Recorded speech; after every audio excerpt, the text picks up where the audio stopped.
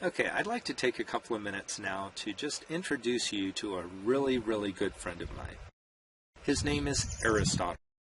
Now, I know we're not real friends because he's been dead for 2,500 years. However, I have read so much of his material, I have absorbed it, I have used it in my personal life, it has helped me in my professional and personal existence, and that I just feel like he's a really good buddy because he has helped me a lot. Now, Aristotle was a founder of a movement in ancient Greece, and we call that movement rhetoric, or the people who follow that those strategies, rhetoricians. Now, what is rhetoric? Well, Aristotle had a definition for it, and he called it the art of finding and using the available means of persuasion. Basically, using anything you can to try to get the other person to see your point of view, to buy your product or service, to do whatever it is that you're asking them to do, to vote for you, or your favorite candidate, to donate to a charity, whatever it might happen to be. So, finding and using the available means of persuasion. And what does that mean? Well, it means whatever means are available to you at the time. Now, sometimes you can only use one or the other. You might have 2 or 3 available. He broke them down into 3 different categories, though. And the 3 that he broke them down into are called ethos, pathos, and logos. Now, I know you're probably saying, okay, that's all Greek to me. Will you just explain it, Dr. Clark? Okay. All right, here I am explaining it to you. So ethos is the idea that the person doing the persuading or the influencing needs to have some kind of credibility, needs to have some kind of authority, right? And needs to have some reason why they are believable. Now that could be, for example, I could tell you, I'm a university professor. I have taught for 26 years in some different universities and private colleges. I have a master's degree and a PhD. Okay, blah, blah, blah, blah, blah, blah, blah, right? Now, however, what that does is that gives me some credibility, right? Now, some people don't care how much you know. They don't care how much education you have. They just want to know how much does the product cost, and is it going to work, and is there a guarantee, a warranty, right? Now, that's a different case, right? So you have to persuade different people in different ways. So the first way is, as I mentioned, ethos, which is your credibility or authority. You might have authority. You might be the principal at your school.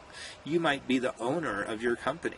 You might be able to just tell certain people what to do, and they have to do it because you're the person in charge, right?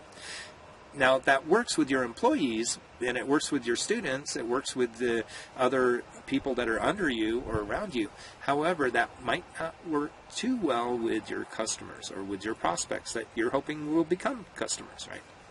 So, you want to use your credibility and use authority, but use them wisely, use them ethically. You don't want to shove them in people's faces, right? And, I don't walk around with giant PhD written on my forehead, although there's much more room on my forehead now than there used to be, so maybe I could fit it there, but it would be kind of dumb, right? And we also know that there's some other acronyms. PhD is an acronym for some other things, like I can pile a certain physical matter higher and deeper than most others, etc., right? So it really doesn't matter in the end, sometimes, depending on who I'm talking to.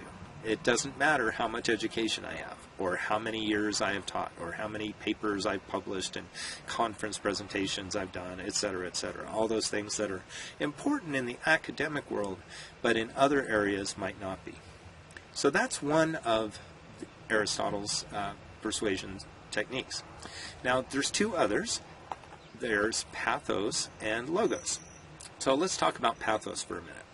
Pathos is using emotions to persuade or influence someone.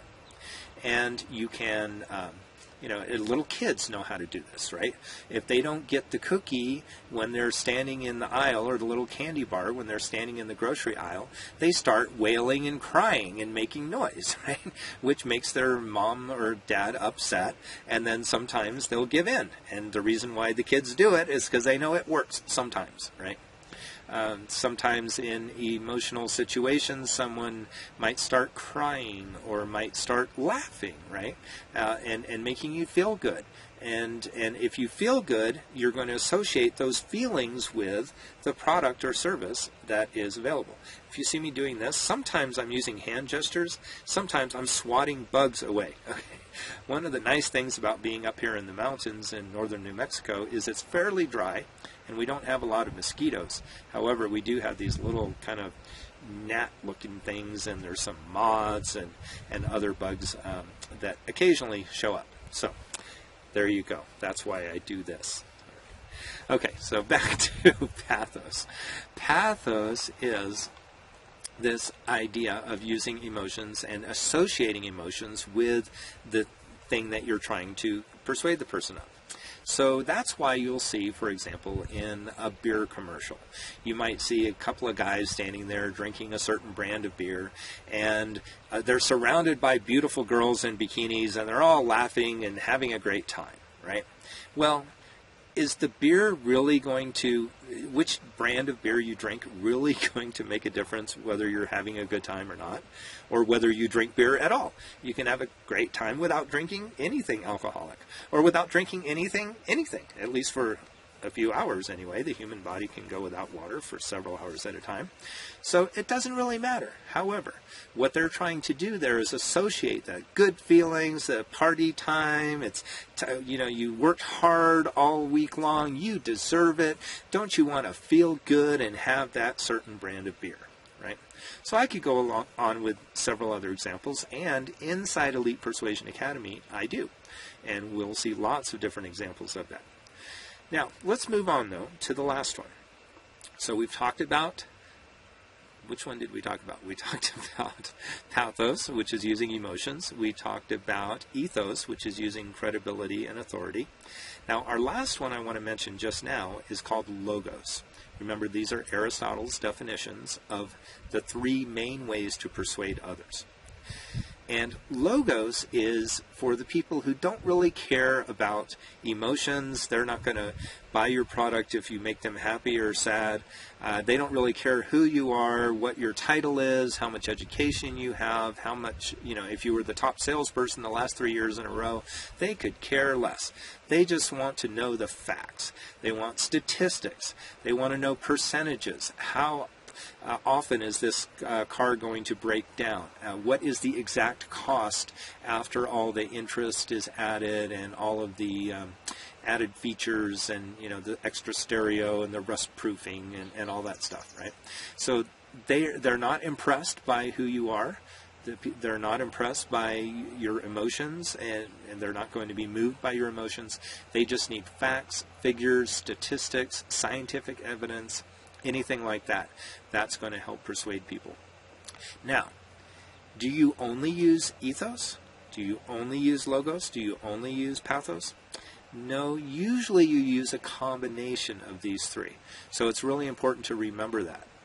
But it's also important to remember, and we're going to get into this on the inside when we start talking about different personality types and learning styles, that certain people are more prone to believe something or to be persuaded or influenced by one of those three. Okay, and now again, you want to use a combination, but knowing something about the person and understanding which one to use, that's part of the art of ethical influence and persuasion that you are going to learn inside Elite Persuasion Academy. So, thanks for listening. I hope you learned something today. This is Dr. Lawrence J. Clark signing off from the great Monsanto Mountains in northern New Mexico.